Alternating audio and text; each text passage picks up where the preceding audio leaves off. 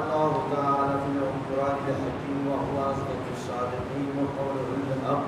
بسم الله الرحمن الرحيم.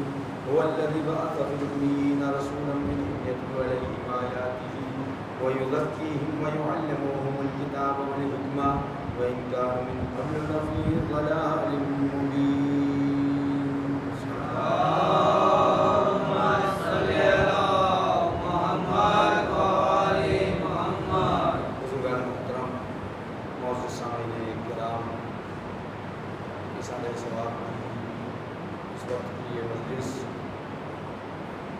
مختصر سے وقت میں انشاءاللہ گفتگو کو تمام کرنا ہے، اور یہ ایام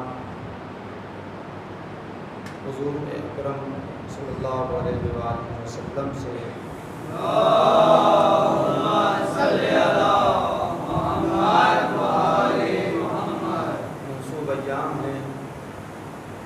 خداوند عالم اپنی محکم و مستحکم اور لاغیب کتاب میں ارشاد فرما رہا ہے، وہ الذی بعث، وہ اللہ کہ جس نے مبعوث کیا، بھیجا، فی الامیین، جاہلوں میں، رسولا منہم، جاہلوں میں رسول کو بھیجا، یتلو علیہم آیاتہ، جو کہ ان کے درمیان تلاوت کرتا ہے آیات کی، ویزکیہم، اور تزکیہ کرتا ہے، ویعلمہم الکتاب والحکمہ، اور ان کو تعلیم دیتا ہے کتاب کی اور حکمت کی. وَإِنْ كَانُوا مِنْ قَبْلُ لَفِي ضَلَالٍ مُبِينٍ، جبکہ حضور کے آنے سے پہلے یہ سب کے سب کھلی ہوئی گمراہی میں مبتلا تھے، گمراہ تھے. لڑکیوں کو زندہ درگور کر دیتے تھے، ایک موڈ کے چکر میں 40 سال تک جو ہے لڑائی کیا کرتے تھے، شراب پیتے تھے، جوا کھیلتے تھے، دنیا بھر کی برائیاں موجود تھیں ان کے اندر، اور جاہل مطلق تھے، اس لیے بدو کہا جاتا ہے. یہ جاہل مطلق تھے یہاں کے لوگ. ایسے حالات میں، ایسی جگہ پہ اللہ نے رسول کو مبعوث کیا. کیا کہا؟ تلاوت کرتا ہے، تزکیہ نفس کرتا ہے، قرآن مجید کی تلاوت کرتا ہے اور تزکیہ نفس کرتا ہے، یعنی ان لوگوں کو پاک کرتا ہے گناہوں سے. مقصد یہ ہے کہ جو لڑکیوں کو دفن کر رہے ہیں، یہ جو اونٹ کے اوپر 40 سال تک لڑائیاں لڑ رہے ہیں، یہ چیزیں ختم ہو جائے. یہ جو شراب پیتے ہیں، یہ جو جوا کھیلتے ہیں، یہ غلط حرکتیں جو کرتے ہیں، یہ ختم ہو جائے. وَيُعَلِّمُهُمُ الْكِتَابَ وَالْحِکْمَةَ، اور ان کو تعلیم دیتے ہیں قرآن کی اور حکمت کی. حکمت بنا ہے حکیم سے. حکیم یعنی ڈاکٹر. ڈاکٹر کا کام کیا ہوتا ہے؟ علاج کرنا.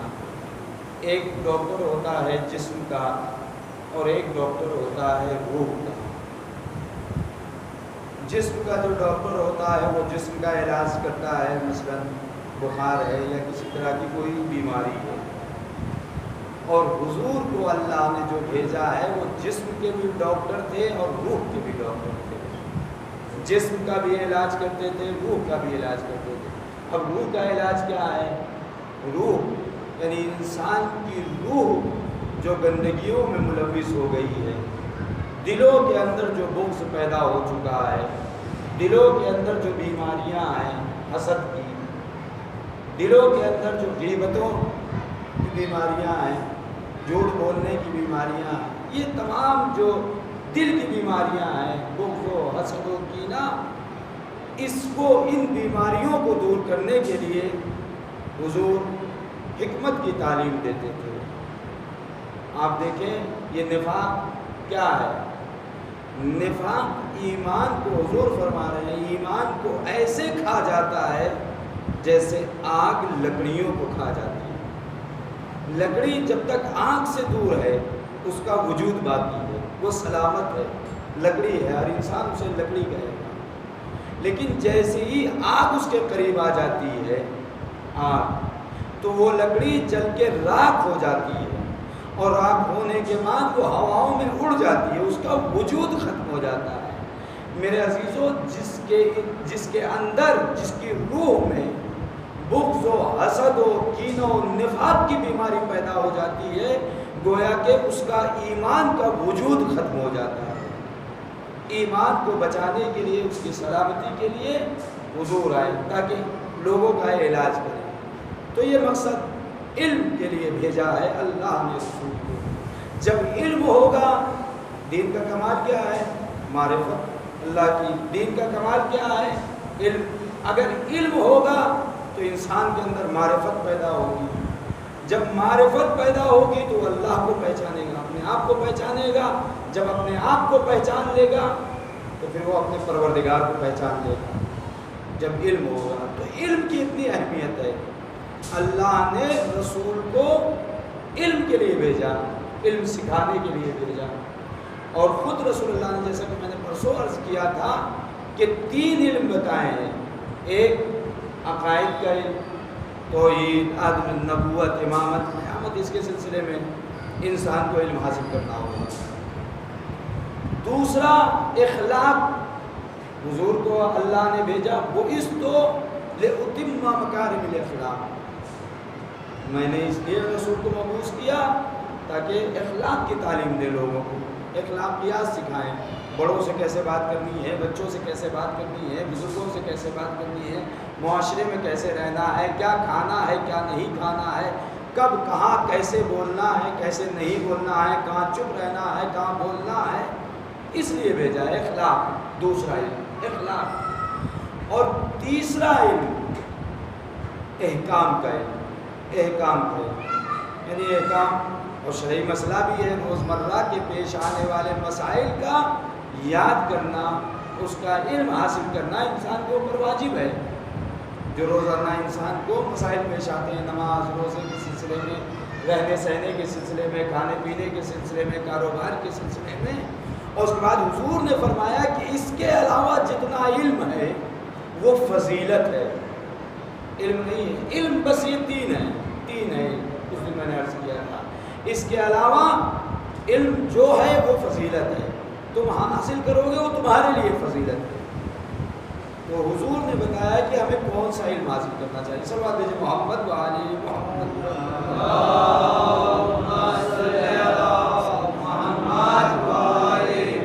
مولا کائنات علم کے سلسلے میں فرماتے ہیں خیر العلم ما ننفع، بہتر علم وہ ہے جو تمہیں نفع پہنچائے، نفع پہنچائے۔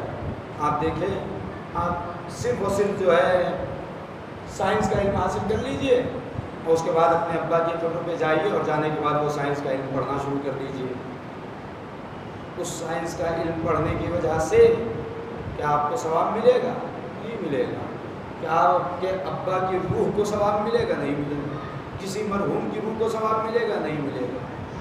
بہتر علم یہ ہے کہ جو تمہیں نفع پہنچائے، جو تمہارے اندر بدلاؤ لا دے، تمہیں توحید تک پہنچا دے، تمہارا اخلاق درست کر دے، اور دینی مسائل جو ہیں اسے تم قاعدے سے سیکھ لو، وہ بہتر علم ہے۔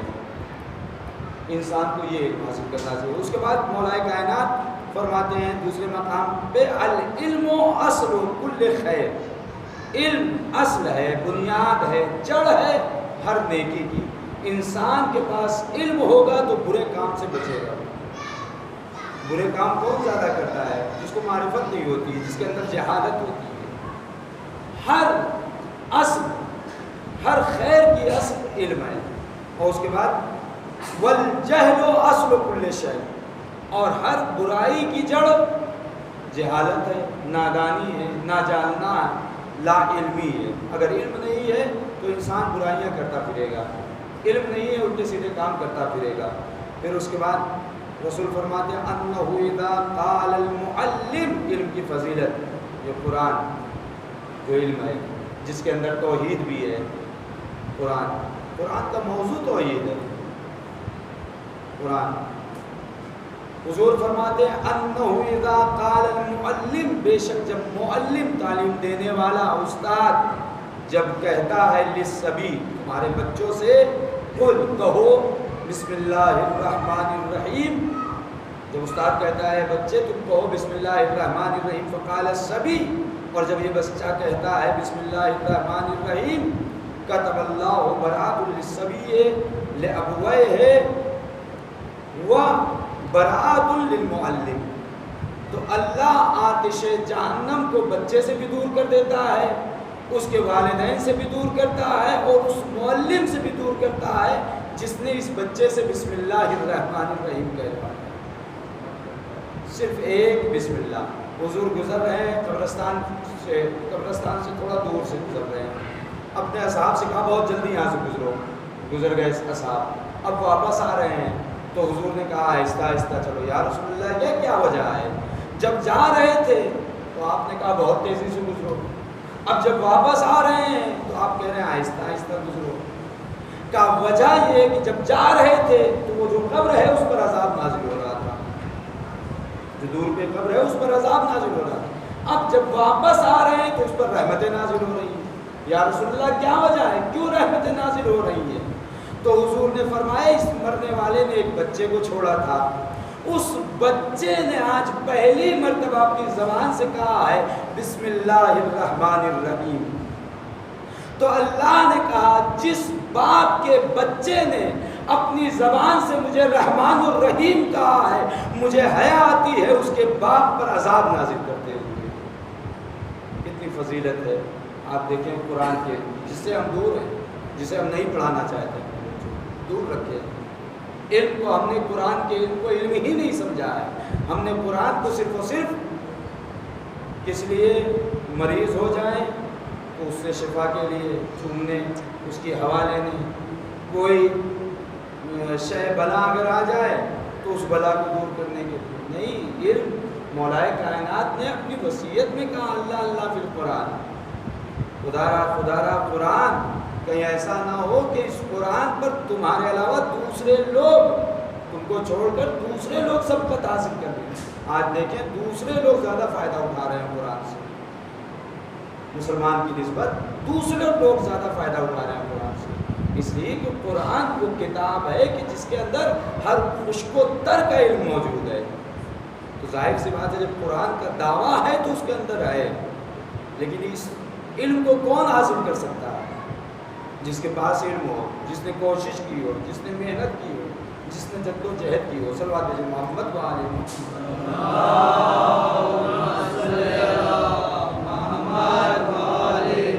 مولا کائنات فرماتے ہیں العلم ینجد الفکر، علم فکر کو روشن کرتی ہے.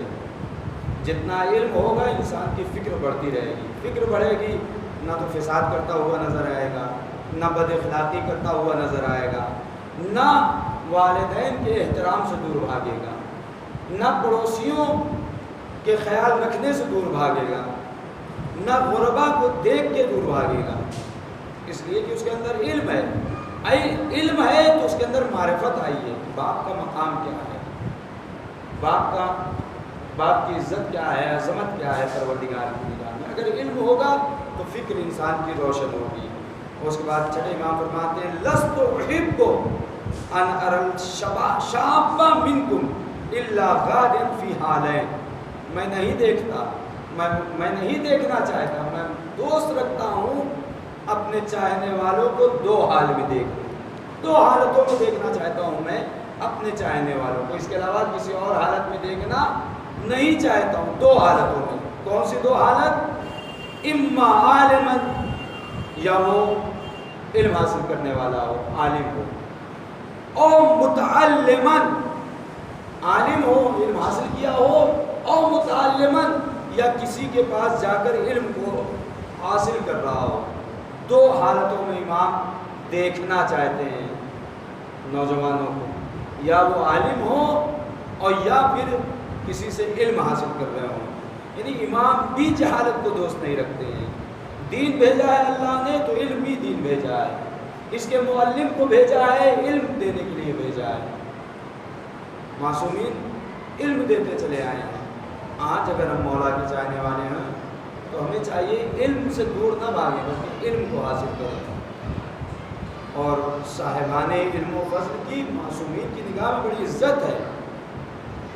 मासूम फरमाते हैं कुम अन मजलिस का, खड़े हो जाओ अपनी मजलिस, मजलिस यानी जहाँ बैठे हो, बैठने की जगह को मजलिस कहते हैं, जहाँ लोग बैठे होते हैं उस जगह को मजलिस कहते हैं। अपनी जगह से खड़े हो जाओ, किस लिए? ले अभी, अपने बाप के एहतराम में। जब तुम्हारा बाप आ जाए तो अपनी जगह से जहाँ बैठे हो वहाँ से खड़े हो जाओ, क्योंकि बाप फजीलत रखता है। वह मुअल्लिम का, और जब तुम्हारा उस्ताद आ जाए जिसने तुम्हें इल्म दिया है तो अपनी जगह से खड़े हो जाओ। इन कुंता अमीरन, चाहे तुम अमीर ही क्यों ना हो। अमीर किसे कहते हैं? यानी आज के ज़माने में अगर कहा जाए तो पीएम को अमीर कहते हैं। अगर तुम्हें इतना बड़ा ओहदा भी मिला हुआ है, अगर तुम्हारा उस्ताद आ जाए जिसने तुम्हें इल्म दिया है, तुम्हारा बाप आ जाए जिसकी बड़ी फजीलतें हैं परवरदिगार की निगाह में, तो अपनी जगह से तुम खड़े हो जाओ। मेरे अजीज़ों, अगर इंसान के अंदर इल्म होगा तो वो नेक काम करता हुआ नज़र आएगा, और अगर इल्म नहीं होगा तो फिर वो नेक काम कभी कर नहीं सकता है। और इल्म वही फ़ायदेमंद है जो उसको काम आए, नफ़ा पहुँचाए। कुरान का इल्म अगर है, अखलाकियात का इल्म अगर है, अहकाम का इल्म है, तो इंसान की दीनो दुनिया दोनों चीज़ संवर सकती है। और अगर सिर्फ और सिर्फ दुनियावी इल्म है तो दुनिया तो संवर जाएगी, दीन नहीं संवरेगी। दुनिया तो अच्छी हो सकती है लेकिन दीन अच्छा नहीं हो सकता है। अगर हमें चाहिए कि दीन भी हमारा अच्छा हो तो हम इन तीनों इल्म के साथ साथ उस इल्म को हासिल करें, वो फजीलत है। और ये इल्म ज़रूरी है जिसे रसूल अल्लाह ने कहा, आइम्मा अलैहिस्सलाम ने जिसकी ताकीद की है।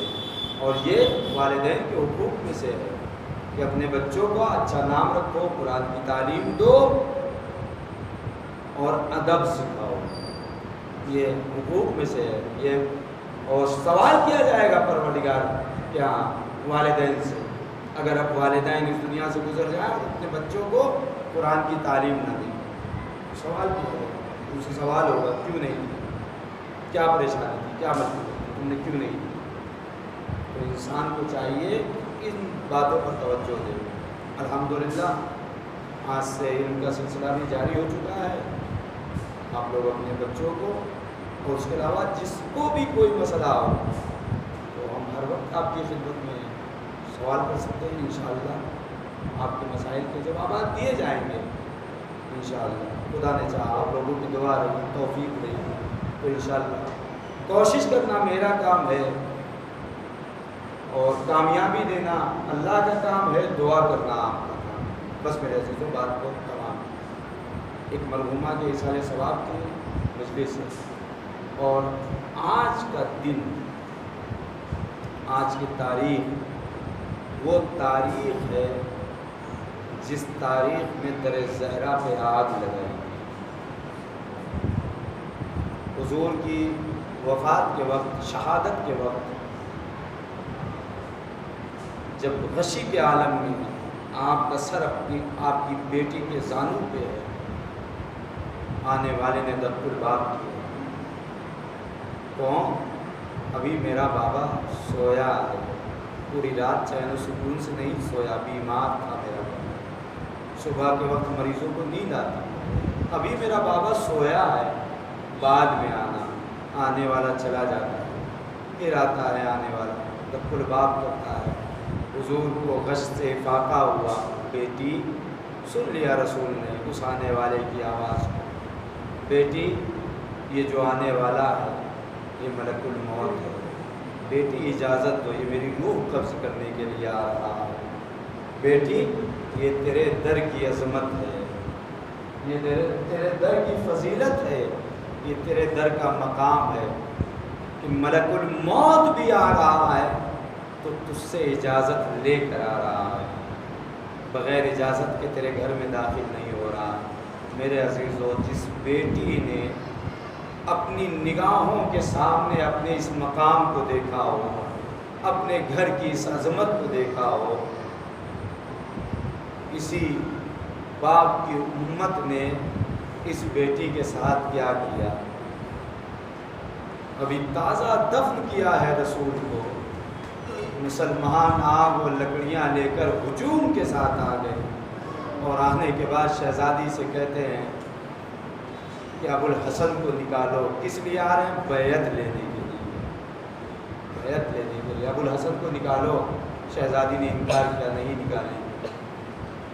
کہا اگر نہیں نکالو گی تو تمہارے گھر میں آگ لگا دیں گے. شہزادی نے پلٹ کر سوال کیا, کیا تم اس گھر میں آگ لگاؤ گے جس گھر میں رسول کے چھوٹے چھوٹے نواسے موجود ہیں, حسن و حسین موجود ہیں, جس میں زینب و کلثوم موجود ہیں؟ تم اس گھر میں آگ لگاؤ گے؟ تو ظالموں نے جواب کیا دیا, ولو کانا, چاہے جو ہو. میرے عزیزوں صرف کہا نہیں ہے, آگ بھی لگا دی. آزاداروں صرف آگ نہیں لگائی ہے میرے عزیزوں, چند افراد نے شہزادی کے دروازے کو زور سے دھکا دیا ہے. شہزادی دروازہ پکڑے ہوئے کھڑی تھی, آگ لگی ہوئی ہے دروازے میں, دروازے کی کیل جل رہی ہے. ظالموں نے اب جو فشار دیا ہے, دھکا دیا, تو یہ دھکا اور اس کی کیل شہزادی کی پسلیوں میں پسلیاں توڑتی ہوئی پار کر گئی. شہزادی زمین پر گر جاتی ہے. بیشک مرتبہ فضہ کو بلاتی ہے, اے فضہ میرے قریب آؤ, میرا محسن شہید ہو گیا. یہ کہہ کر شہزادی بے ہوش ہو جاتی ہے. آزادارو, فضہ نے شہزادی کے منہ پہ پانی چھڑکا. اب جو ہوش آیا, شہزادی نے پوچھا ابو الحسن کہاں ہے؟ اے شہزادی ابو الحسن کے گلے میں رسی کا بندہ ڈال کر ظالم کھینچتے ہوئے لے جا رہے ہیں. بس ایک مرتبہ شہزادی دوڑی ہوئی جاتی ہے, پٹکے میں ہاتھ ڈال دیتی. ہاں میرے عزیزوں, علی کو اپنی طرف کھینچ رہی, اتنے میں کنفذ ملعون تلوار کا پٹا نکالتا ہے, شہزادی کے بازوؤں پہ حملہ کرتا ہے. ہاں میرے عزیزوں, اتنے پٹے مارے ہیں کہ شہزادی کے بازوؤں پہ نیل کا بھی نشان, اور ایک روایت کے مطابق شہزادی کے بازو ٹوٹ چکے ہیں. میرے عزیزوں, صرف اتنا ہی نہیں بلکہ اتنا زور سے تماچا مارا ہے کہ شہزادی منہ کے بل زمین پہ گر جاتی ہے. آزادارو, شہزادی زمین پہ گر جاتی ہے. میرے عزیزوں, شہزادی کے زانوں پہ جب رسول کی شہادت ہوئی ہے, 3 دنوں تک رسول کا جنازہ پڑا رہا. لوگ خلافت کے چکر میں سقیفہ میں پڑے رہے. اس کے بعد اب جو مولا کائنات نے اپنے چند ساتھیوں کے ساتھ رسول کو دفن کیا, میں کہوں گا شہزادی, آپ کے بابا کا جنازہ آپ کی نگاہوں کے سامنے 3 دنوں تک پڑا تھا, لیکن شہزادی آپ کے بابا کی لاش پامال نہیں کی گئی. اے شہزادی, آپ کو رونے سے منع نہیں کیا گیا. اے شہزادی, آپ کے بابا کو عزت و احترام کے ساتھ دفن کیا ہے مولا نے, لیکن اے شہزادی, آپ کا بیٹا حسین ہوگا, کربلا کا میدان ہوگا, 3 دن کا بھوکا و پیاسا ذبح کیا جائے گا, اور اس کے بعد آپ کے بیٹے کی لاش کو کربلا میں گھوڑوں سے پامال کیا جائے گا. اور صرف پامال ہی نہیں بلکہ بے گور و کفن چھوڑ دیا جائے گا. اے شہزادی, آپ پہ رونے پہ پابندی نہیں ہے, لیکن حسین کی لاش کو دیکھ کر جب حسین کی بہن روئے گی, حسین کی بیٹی روئے گی, تو ظالم تازیانے ماریں گے, تماچے ماریں گے, طرح طرح کی اذیتیں پہنچائیں گے. الا لعنۃ اللہ علیکم سیال الذین ظلموا ایام القلب ینقلبون